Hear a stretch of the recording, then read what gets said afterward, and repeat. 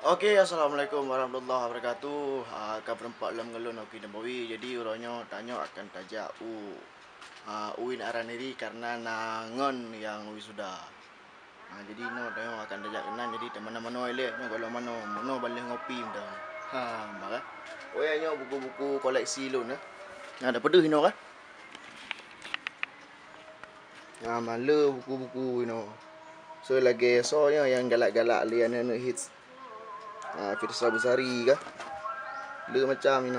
Buku-buku le no lagi. Garis waktu konspirasi alam. Nyo piala lun awal wate duta generi nyo piala stand up. Dan piala-piala lo di kampung dan di kampus. Nyo keren sih no. Tapi yang paling keren adalah nyo sekolah bubarkan saja nyo menyana no dibaca oleh anak-anak. Kula nyo sang habis. Dia pecam tu. Nyo Andre Hirata nyo Mat Mangso no sebuah seni bersikap bodoh aja sih. Tapi yang paling idola lu nyo juru bicara dari Panji Pragiwaksono itu yang lu bisa kalau baca bukunya apakah lu galau lebih karena efek ini lewat dan sifat galau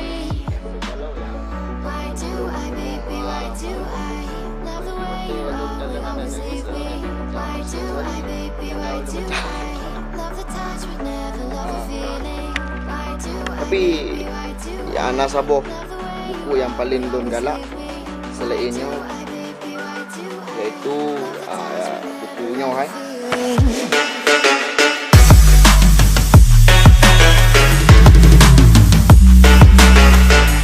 Kok lah mewah? Baru kali je. Ada Allah apa? Ini orang politik be.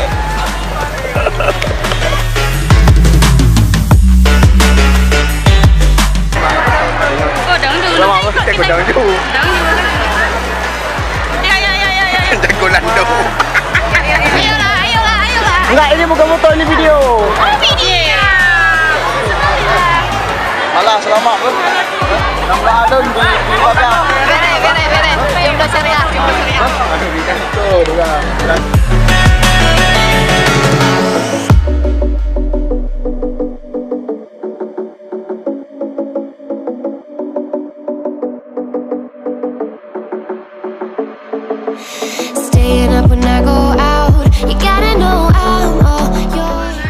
Okey, kita hari ini mau ke daerah apa nih? Lambreh ya.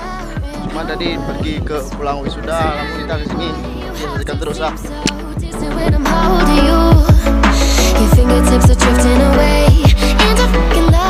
Dia lana melea.